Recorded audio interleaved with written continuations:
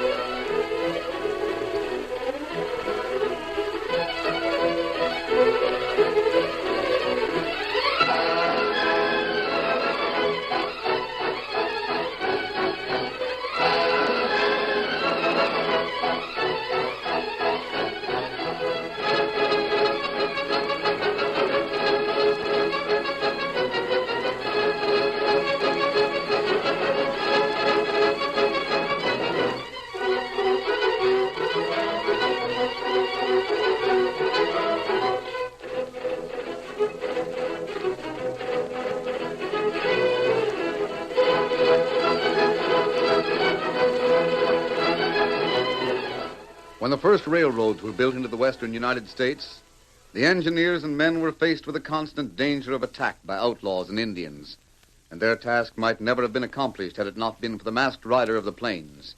It was his strength and courage, his daring and resourcefulness that blazed the trail for progress and finally made possible the winning of the West. Return with us now to those thrilling days of yesteryear. From out of the past come the thundering hoofbeats of the great horse Silver. The Lone Ranger rides again. Come on, Silver. We're heading for town. There's going to be trouble. Hi-yo, Silver! Hoy!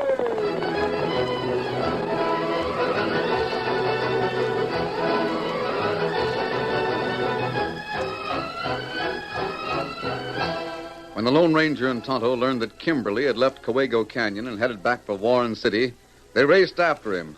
But although they were able to pick up his trail and follow it all the way to the hills on the outskirts of the town, the Easterner had too much of a start. It was long after dark when they reined up. Steady there, Silver. Steady, fella. Steady. Kimberly get to town ahead of us. We didn't lose his trail for a minute, though. We know where he is. Just because he failed at the canyon, we know that won't stop him. He'll find some other way to slow down the building of the railroad. Next time he try that, maybe we catch him. Once we get enough evidence to put him in jail, our work will be finished. Look down below, Kimosabe. Oh, there are plenty of people in town now. I've never seen it so well lighted. Maybe them open new cafe on Main Street. The lights aren't coming from the buildings. They seem to be in the street itself. That right? It looks like a torchlight procession. Better Better ride down there and have a look. You wear mask. We can leave Silver and Scout on one of the back streets and then keep to the shadows. There's plenty dangers. Got to find out what's going on. Come on, Silver. Hit him up, Scout.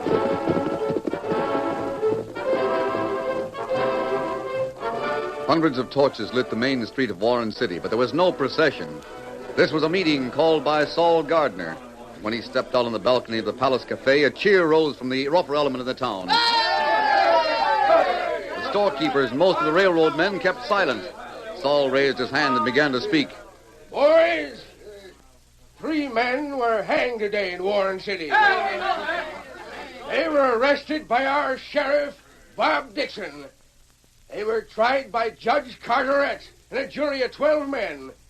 Everything was according to law. I'm not saying it wasn't. But I'm an honest, God-fearing man, and I didn't like the verdict. The men who were hanged were veterans of the Grand Army of the Republic. And Bob Dixon and Carteret were rebels in the war between the states. I'm asking you this now. How long are we going to stand for it? How long are we going to stand for rebels heisting themselves up to the seats of the mighty and judging the men who fought to save the Union? Quiet. I tried to speak this piece in court this morning. I was fined for contempt. But now I'm going through with it. And if Bob Dixon tries to interfere with my right of free speech, he'll pay the penalty we've always reserved for tyrants. We can't do anything about Carteret, to grant you that. He's a federal judge and he's left the town. But Sheriff Bob Dixon's still here. Yes, Bob Dixon, one of the Dixons of Virginia. He's still wearing his badge and ruling the roost. That's something we can change. You can't do anything about it until the next election. It was Roger Manning, the editor of the Warren County Times, who had answered Gardner. He was standing in the second-story window of the newspaper building directly across the street from the Palace Cafe, and the crowd turned toward him as he spoke. You can't shut me down. If Saul Gardner has the right of free speech, so have I. Bob Dixon was elected sheriff of Warren City long before it became a railroad town. According to our laws, there won't be another election until November. And by that time, all of you gamblers and parasites that are living off the railroad men will be gone from here. It'll be good riddance. It would be good riddance for the railroad in the town if we could drive you out now. Saul Gardner, you say you're an honest, God-fearing man. You can't deny it. I'll add to it. You believe in justice just as much as I do. There can be no justice when a rebel runs a town. That's prejudice talking. You're a mass of prejudice.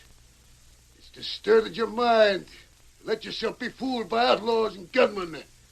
There's only one principle at stake in Warren City, and that's the principle of law and order. Bob Dixon's fighting for it. I mean, not cheering you on and fighting against it. I'm no rebel. I never was. I was born in Massachusetts, and I fought in the first volunteers.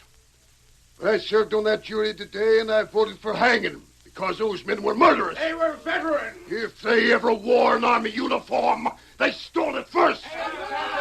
But that doesn't matter. It matters to me. They broke the law, and they had to pay the penalty. You can talk until you're blue in the face, Manning. You tell him so. You can print whatever you want to in your own newspaper. But there's hundreds and hundreds of us here in Warren City that won't take orders from a Dixon from Virginia. We're going to get rid of him. We can't do it by legal means, and we'll try something else. That's final. You can warn him if you want to. He's got to turn in his badge or take the consequences.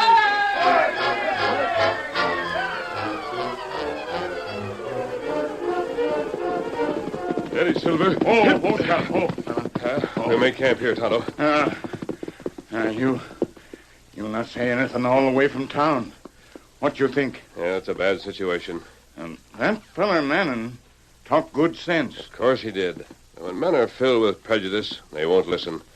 I'm afraid there's going to be trouble, Kimosabe. That's right.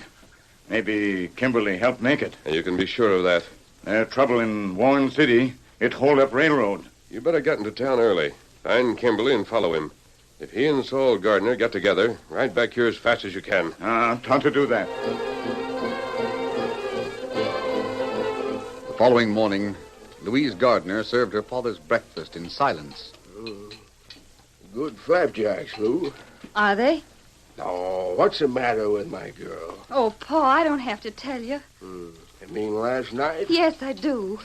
You're so wrong. Nah, you don't become a woman to get mixed up in politics. That's just what it is. Politics. It's a question of right and wrong. All right, and you're the one who's wrong. You can't make me believe any different.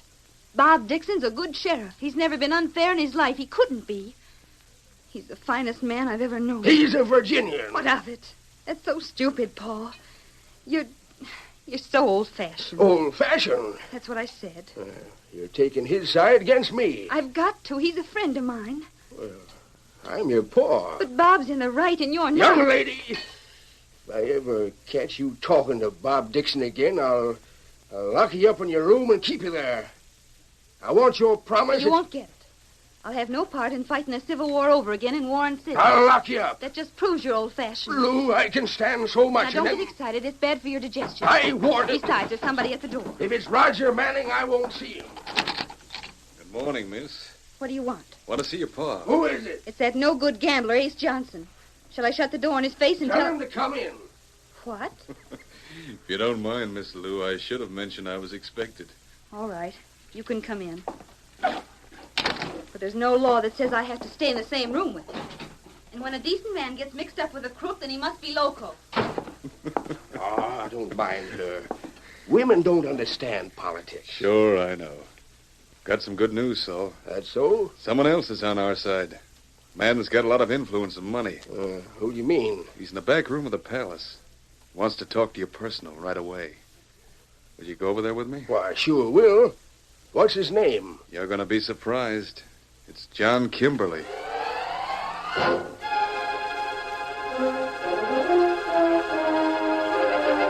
Well, will you have a drink, Saul? I never touch it. I wish I could say the same. Yeah, but you don't mind if I drink to your success, do you? No, sirree. Well, then here's how.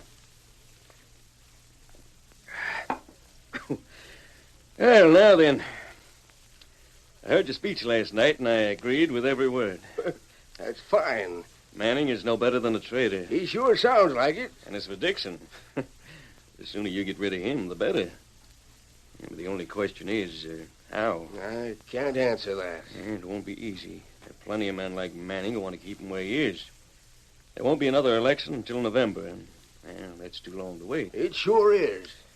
Then there's only one answer. You and your men must take possession of the town by force. By force? Ace tells me you have 300 or 400. He probably knows more about it than I do. Yeah, he does. You've picked a good lieutenant. I say give each one of them a rifle. Proclaim martial law and set up the kind of government you ought to have. But 300 or 400 rifles. Yeah, I can arrange What are you it. doing around here, Injun? Yeah, the door's open. Get out of here. That door was open, Ace. Yeah, it's closed now. Who was out there? Just an Injun. He's sleeping on the floor. You said you could arrange it, Kimberly. Oh, yes, the rifles. I can get them to you in 3 days. The rest is up to you.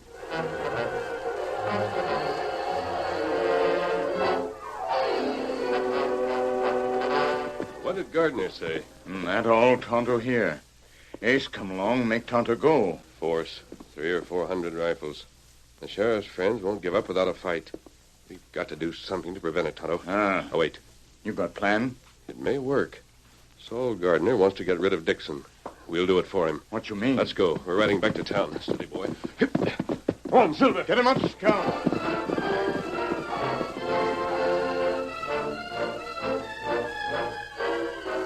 When Louise Gardner walked into the sheriff's office, she found Roger Manning with the young lawman.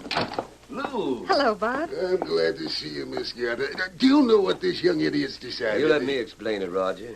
Well, There's plenty of honest men in this town who don't want me to be sheriff anymore. Your father's one of them. It's going to make everything a lot easier if I just turn him a badge. oh, no, Now, Bob. let me finish. If Roger here was to take the job, well, there wouldn't be any objections from anybody. You can't send me out chasing crooks at my age. There's no one who can fill the job half as well as you, Bob. I won't stand for your resigning. But, honey, don't you And see? if you're thinking of me, you just forget it. I don't agree with Pa at all, and I've told him so. What we need is law and order, and you're the man to give it to us. But how can there be law and order when even the honest men are fighting against each other? Then there's the railroad, too. Just think of that. Louise, Hello, Pa. I told you it was her. we saw him down the street. You know what I told you this morning? I remember. You're coming home with me now. And you're not going to leave the house again. Do you aim to carry me, Pa? Well, if I have to. I might kick a little. Say, who's that just reined up out in front? What's a masked man and an Indian? Don't go for your gun, Bob. I got you covered. Outlaws in broad daylight. What's the idea? You're coming with me. You can try and make me. All right, if that's the way you want it. Tonto want you. Let go of me now. Let me down. You not move. Yeah, masked man picked him up like he was a feather. Bob, somebody do something. He's got him on his horse. Tonto come. Well, don't just stand there. He's being kidnapped. This is your work, Gardner. That's a lie. And I'll prove it. Don't shoot, Pa. You might hit Bob. I don't care if I do.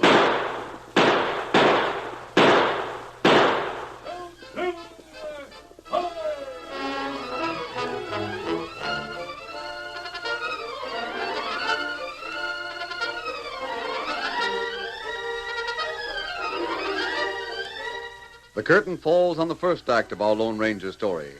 Before the next exciting scenes, please permit us to pause for just a few moments.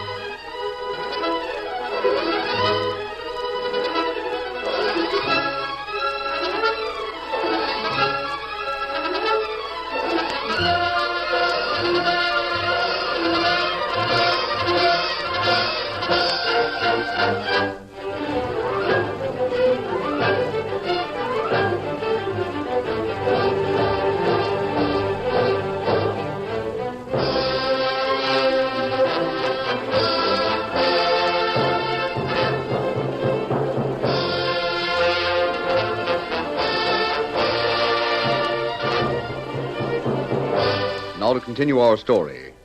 The Lone Ranger and Tonto raced out of town with the sheriff as their prisoner long before any effective pursuit could be organized. They headed into the tangled wilderness of the hills above Warren City and did not draw rein until their camp was reached. Steady, Silver, steady, boy. feller. You can get down now, Bob. Oh, that was some ride. Steady. This is our camp. You're going to be our guest here for a few days. You a guest, huh? Yes. You won't consider yourself a prisoner. That is, after I've explained everything. I'm beginning to put two and two together already. Oh, are you? A masked man and an Injun called Tonto. A white horse called Silver. Now, if you was to show me a ring like I heard Matt Kirby talk about, I could make a pretty good guess as to who you are. A ring like this? Yeah. Does it have a secret compartment in it? Yes, it does. Just like Matt said. You're the Lone Ranger. Ah. Oh, but this is still going to take a lot of explaining. I'm not a bad sort of hombre. I've always tried to do my duty. I can't figure out how I got in your bad books. Oh, you haven't, Bob. You see, we were in town last night, and we heard everything. When Saul Gardner made his speech? That right. Me hear men in cafe scheme to take rifle. Now, those rifles won't be necessary. We took you prisoner to prevent bloodshed, and also to prove to the townspeople just how much they need you. I don't savvy. Well, the first thing I want is a list of all the honest men who dislike you because you come from the South. There's a whole lot of them. The most important ones, then. Especially the ones who own stores or businesses. Oh, well, I guess Banker Henderson would come first. Good. I don't feel good about it. Go on. McNamara, Corwin, Batchelor. Oh, and then, of course, there's Saul Gardner himself. He owns the biggest store in town. Oh, that's fine. Don't you understand how I feel about it? I think so. You're giving all those men protection, and they don't realize what a good job you've done. It's up to us to make them. But how? By giving them a taste of what might happen with another man in your place. We'll start with the bank. Huh? Tonto and I are going to hold it up tonight. You're going to... The Lone Ranger's going to hold up a bank? Now, don't worry. No one will be hurt. The money we take will be just as safe here as in town. You say nobody will be hurt. What about you? And we'll have to move fast, of course. I'll say you will. But it's worth the chance. After the bank, we'll pay calls on the others. We'll save Gardner for last. Not all in one night. No, we'll take one night for each of them. That's even worse. After the bank hold up, there won't be a man in town without a gun.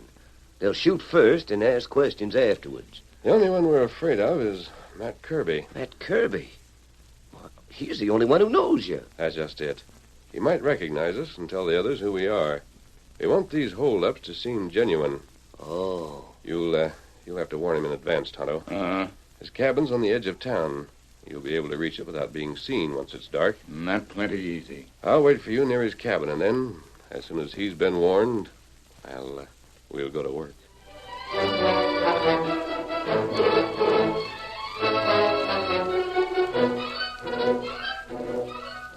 Early that afternoon, Ace Johnson called on Kimberly in his room at the hotel and described the capture of the sheriff. Then he confessed his bewilderment. How does it add up, Kimberly? Masked hombre was an outlaw, sure. He might have had it in for Dixon. But if that's so, why didn't he shoot him? It was awful risky taking him prisoner. What difference does it make? You got what you wanted. How's that? Well, Dixon's gone. They'll have to appoint a new sheriff. You're smart, Kimberly.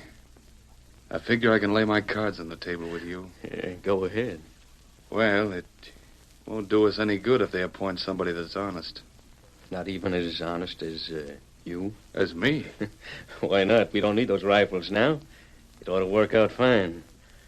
You could invite every gunman in the country to make his headquarters here. And you could collect from every one of them. Well, yeah, but it's Saul Gardner who'll have the most to say about the appointment. He'll listen to me, Ace. I'd like to bet $10,000 you'll be wearing a badge before dark.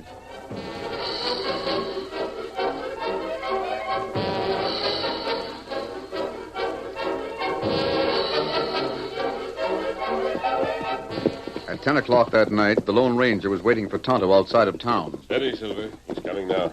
Hi, Kimasabi. Did you find Matt at home? Me tell him what you say. They're bad news. What kind of news? Ace Johnson, sheriff now. Railroad men not like that. You can't blame them. And that afraid town run wide open now. Plenty fight. Plenty men get hurt. Outlaws steal from railroad. It isn't bad news, Tonto. It's good. Even if Ace weren't crooked, he's incompetent. That's going to make our job easier. Come on, Silver. Get him up, Scout.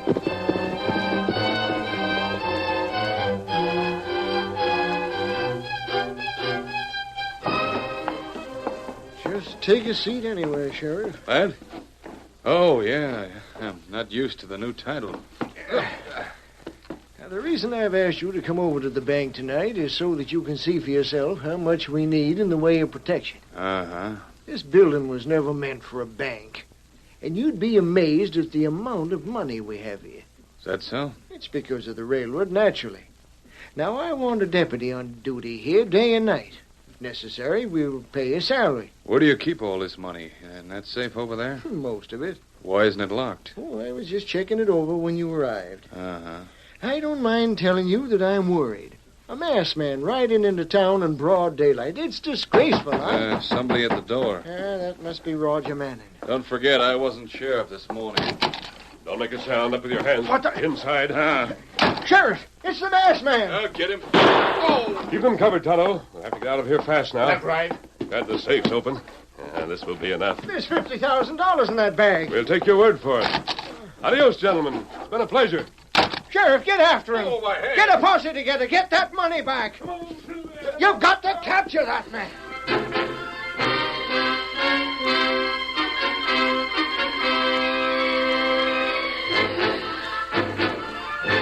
The Lone Ranger and Tonto made good their escape. The posse that started after them lost their trail less than 5 miles from town. But when Ace returned, he appointed 20 new deputies to guard against another holdup. They roamed the main street throughout the next day and the following night. And yet, when morning came again...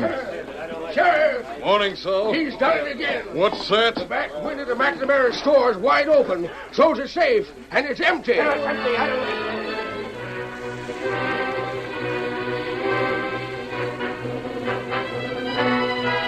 And the following morning... It's Corwin's place this morning, Sheriff. He took $1,000. I'll get the polecat. You said that yesterday. The only trouble is he won't show up again. Oh, yes, he will. He left a note for you. Read it. To the sheriff. You can expect me at Gardner's store tomorrow night. At my place? Boy, the nerve of him. I'll have the store surrounded. I'll have 20 men there, 50. Careful, Ace. It might be a trick. I'll deputize every man in town. If he sets foot in it tonight, he'll never leave it alive.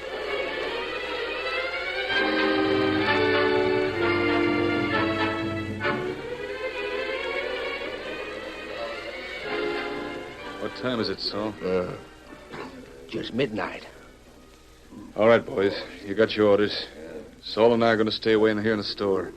Rest you spread out a little. Not too close, see? Keep under cover. Go on, then. Clear out. Roger may be right. That note may have been a trick. I don't think so. Shut the door. Shall I lock it? No. We've set the trap. Let him walk into it. We don't want the lamp, do we? Hey, wait a minute. I heard something behind the counter. One of the boys. You. What are you doing back there? I'm taking the money out of the safe. I never saw him before. You what? Who are you, anyway? Who told you to do that? This is what I came for. Ace, I recognize his voice. Only he isn't wearing a mask tonight. Just a disguise, Saul. Who are you? Careful, you're covered. How'd you get in here? I walked in with your men. It's a good thing there were so many of them. You ducked down behind the counter Found the safe was open, right. Now just stay right where you are. Don't make a move and don't raise your voice. You can't get away with this. As long as you're sheriff, it'll be easy. Adios, gentlemen. Been a pleasure.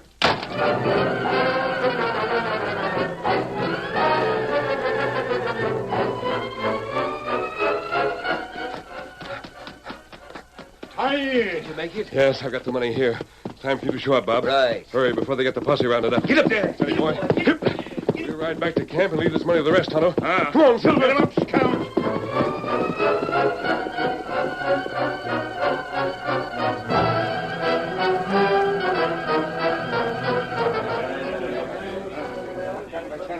You're a fine sheriff, Ace. I'd like to know anybody who could do better. Well, I'll tell you. Bob Dixon. He would have been fooled the way you were. That's right. What? You admit it, Yes, Saul. I admit it. I'd give every cent I got left if he were still wearing the badge. I heard that, Saul. Don't be so generous. Bob, Hey, where'd you come from, boy? Well, I got away from the masked man's camp. Just follow me and I'll lead you there. that's the way to talk. Come on, men. Follow Bob Dixon. Follow me.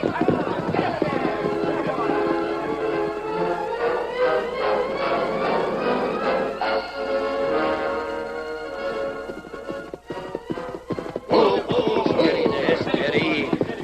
Here's the camp. Right over there by that rock is where you'll find the money. Here's the masked man. He's got away again. Oh, no, he hasn't. Here he comes through the woods.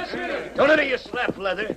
That's the Lone Ranger. Lone Ranger. Have you gone loco? Lone Ranger, an outlaw? Yeah, he's no more of an outlaw than I am. Steady, Silver. Steady, boy. That's the same hombre. He's the one that took the $50,000 from the bank. I admit it. But you have the money back now. There's no harm done, is there? Well, no, but if you're the Lone Ranger, What was the idea? The idea was to convince you, Saul, and everybody like you, that you were wrong. You need Bob Dixon, and it doesn't make any difference where he comes from. It's time you forgot your prejudice because you're all Americans.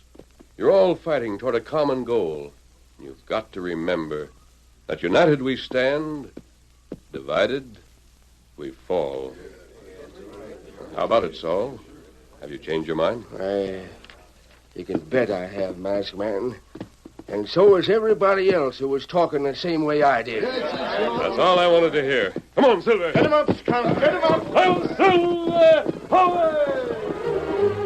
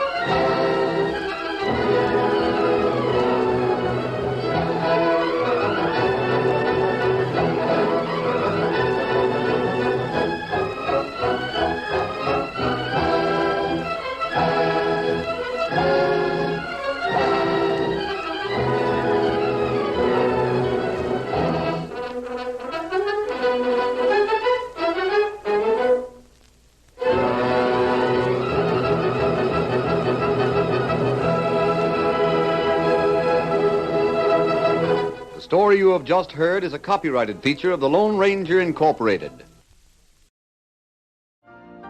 You've been listening to the OTR Gold Network. Find more classic radio at otrgold.com.